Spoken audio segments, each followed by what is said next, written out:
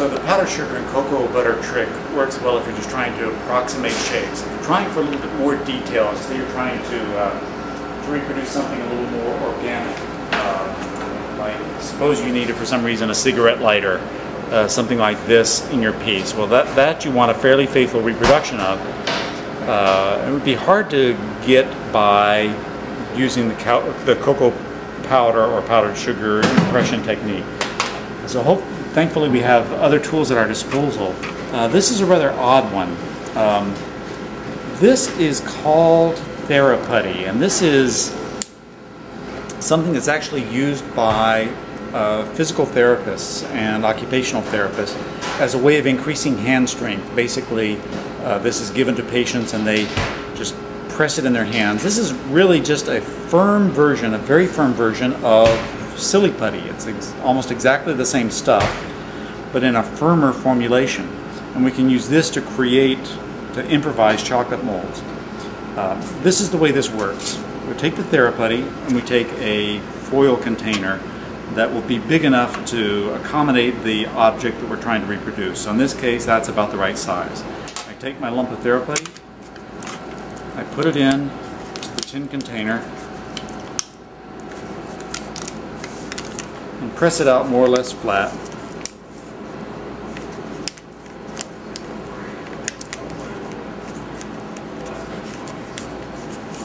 I take whatever model I'm trying to reproduce, set it on top of the TheraPutty, and just slowly apply pressure and let it begin sinking in.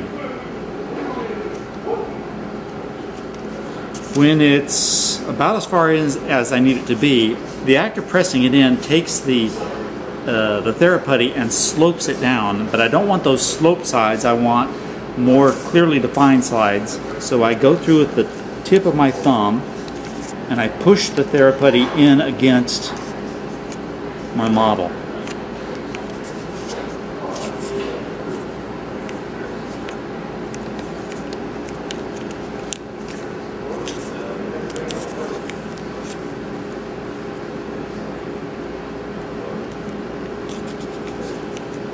All the way around and just snug the TheraPutty up to the edges of my model.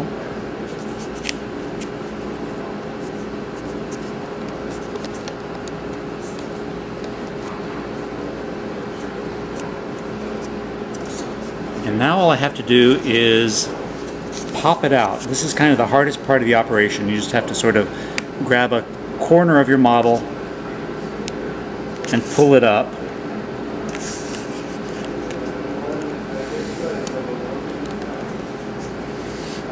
And free it from the TheraPutty. And that leaves a cavity that reproduces almost exactly your model. And that cavity begins sagging almost immediately after you pull the model out. So you really have just enough time to get your tempered chocolate in there. I'll fill a paper cone.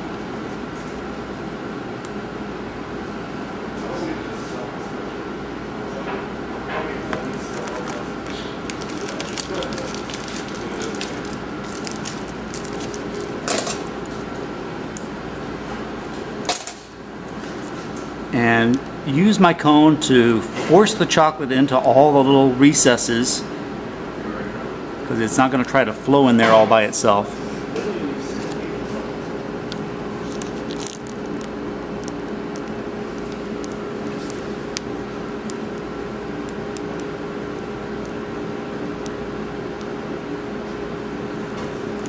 And once my chocolate is in there, I'm going to tap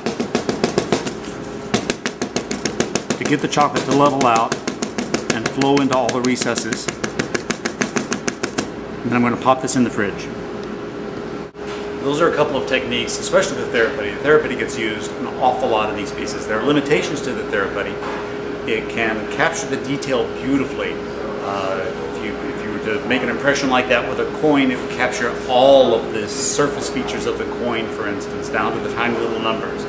One limitation of it, though, is you can only capture essentially one side of a model. There's no way that you could do that full cigarette lighter. You'll always have a flat side and a side that has detail. And no one that I know has ever come up with a way of using TheraPutty to actually capture the full 3 dimensions of a model. There is a way of doing that, and let me just briefly explain it.